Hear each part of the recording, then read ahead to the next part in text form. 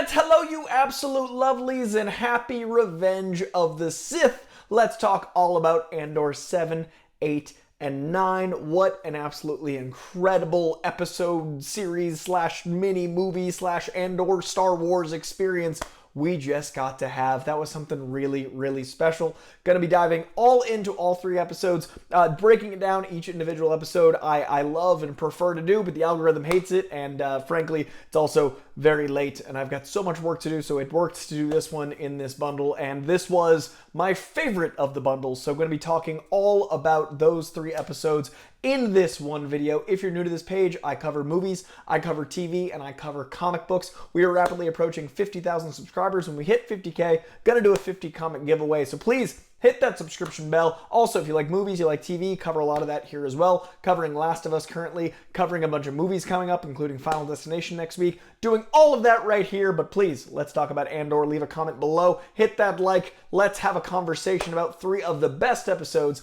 of Star Wars television I have personally ever seen.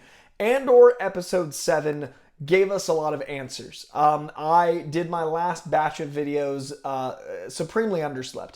I'm very underslept now, but I was so underslept in the last batch of videos that I was missing very obvious and key plot points, so I do apologize. I am now very much up to date.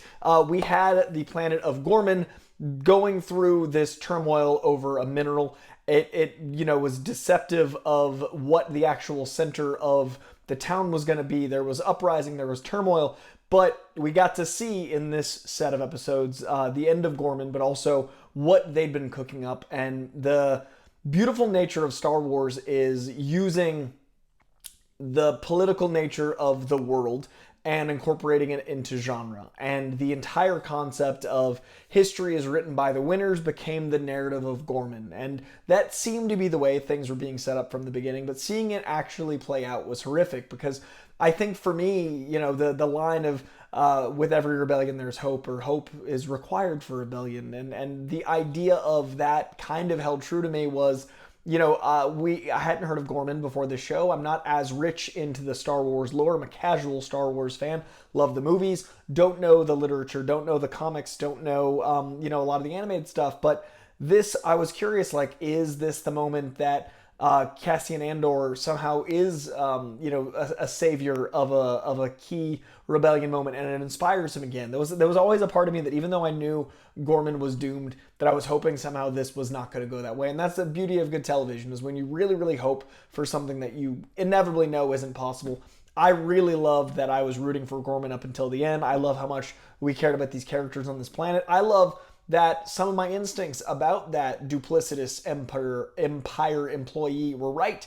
He had started to feel for that planet, and his insanely awful, militaristic, broken love interest had not had any empathy. She stayed broken, and that conflict between the two of them, that physical altercation of his realizing the atrocity of what was to come and why she'd kept it from him and what the inevitability was, and that classic line of "we're just following orders," and the idea that, well, someone else is going to do it, so we may as well profit off it. All of that coming to a head on this planet, and this massacre that occurs on the steps of the very memorial to the last time something like this happened, and all hidden away by the Empire, because they're the ones that control the narrative. They're the ones that have been planting propaganda. They're the ones that have been planting the seeds of this to go their way and for them to write the narrative. And that being followed by that speech. I'm not going to really go in order. I'm just going to talk about the three episodes as a unit, but that being followed that speech of,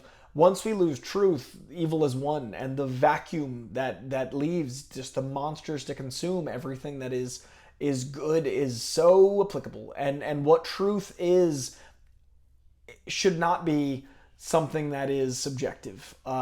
Truth should be a thing we can define, and it's insane how applicable that narrative was of, people just want to be comfortable in their beliefs, and they don't really take a second look. And the beauty of the Senate, which felt so familiar from the prequel trilogy, being used in this format, and it being something that relates to what is vital about the human condition, or any of these sentient races, but what it is to be an empathetic creature to others' needs and to not just believe what we're told blindly and what we're being fed and all the propaganda that was set up, and seeing that unfold and seeing the horrors of these very simple, wanting to get by with their lives folk. And the action itself was wonderful. The technically wonderful, but it was so brutal and so painful and so horrific.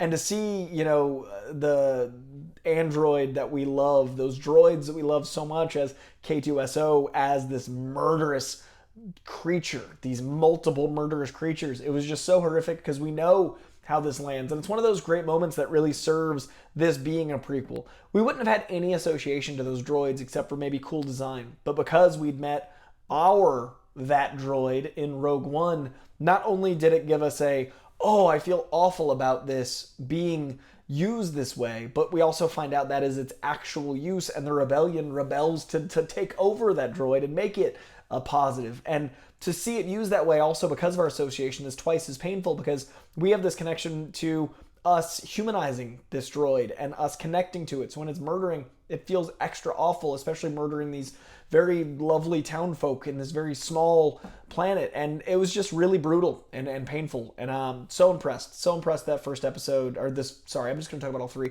So impressed with this batch of episodes' ability to make us connect to the humanity and the horror of war, and to people in power just abusing it. It also added this great ticking clock of tension. I love that, Cassian's done and there's always something looping him back in. And then at the end, when he actually is done, it's so brutal and so understandable that Bix is kind of right, that he's done with the rebellion. If she stays, he was willing to give up the rebellion for her, and that's what she had wanted. She wanted them, and the horror of what she'd been through in this show, and then the brokenness of needing to leave the only thing that was her support system because of how much she believes in the rebellion. She believes in it so much that she's willing to lose that only thing. And that is the only act that she can feel like she's helping the rebellion because of how much she believes in it. And the bittersweet nature of that moment that is served by this being a prequel, of knowing she'll never find him again, knowing that we see his end, and how painful that speech becomes when she's breaking the fourth wall and talking right into the lens. And it's so vulnerable and it's so exposed, and you connect so much to that speech, or at least I did, and so much to his watching it. And you're watching it through a screen of screen, like we're watching a TV, but then the screen of the laptop device. It's just really wonderful writing, really wonderful television, really impactful. The fact that we care so much about these other characters that we've only so briefly met on this planet, the fact that we care so much about this fight between that Empire employee and then what he becomes, and then that rage at Cassian in that fight, and the suspense of, will he finally get Deidre? Will he finally be able to take her out? All of that, absolutely incredible. All of that leading to the escape. Once we get to the other plot line, everything came to a head in this, batch of episodes. It gave us our Ghorman results. It gave us Cassian in Ghorman again. It gave us a great payoff with that kid. I was so impressed with that kid's presence. The guy that plays the bellboy or the office, the desk worker, that he's clearly like rooting for Cassian and knows exactly what he's doing and supporting the Empire, supporting the rebellion by not logging him in, by doing the right thing because it's the right thing, and putting him in the red room. All that stuff. That kid really left an impact, and that whole sequence of him going back and how he turned his perspective around on the rebellion, but only for that mission, and the mission to save her.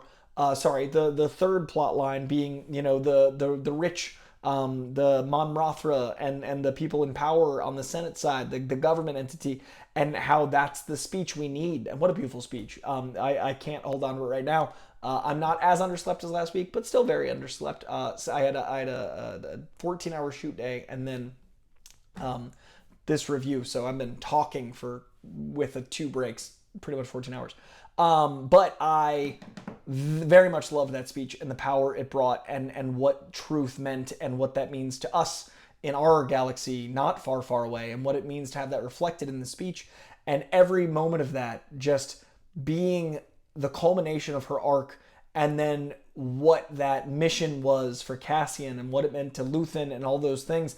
and the tension that brought. And again, knowing Cassian makes it out, but still being so invested in all these double agents and her husband being someone on the rebellion and that double agent that was even within that they shot, and all of these moments of wonderful war drama and these concepts that are so applicable to our world. And I don't know, I was really impressed. Also, the Congress, the Senate floor, the outside, looks so much like Hall H at Comic-Con. If you guys haven't been to San Diego Comic-Con, look up the San Diego Convention Center, Hall H, that entire walkway, and then the stairs they run now. But like if you took away the stairs, that whole walkway is Hall H. That's Comic-Con. So it was really funny to see the love letter to a nerd mecca representing a hope and a very regal place in Star Wars mythos. I'm sure it's been in other episodes.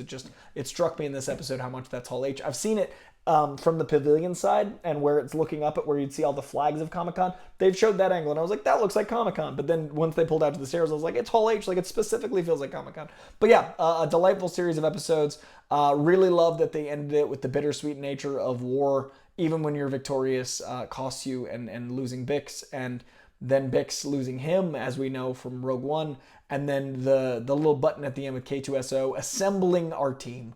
Like, it's really interesting to see this come together, because we've only got one batch left. We've only got next week's episodes, and then we go on to Rogue One. I'm very excited to rewatch Rogue One after the context of loving these characters, after all of this came together, and they're so good at casting. Whether, someone's working for the Empire for 2 scenes, or whether we've seen them for both seasons, you hate these people, and they're so just despicably cold, and it does such a wonderful job. And then you got the juxtaposition of Cassian living on this warm, plant green and all that lusciousness, and to see the dichotomy is really beautiful in its storytelling. And I'm really curious what these last 4 episodes are, leading to Rogue One, and rewatching that with the context of now knowing Andor, Cassian Andor, but knowing all these characters and knowing so much more in depth. And very impressed. Really curious how Forrest Whitaker character comes into play.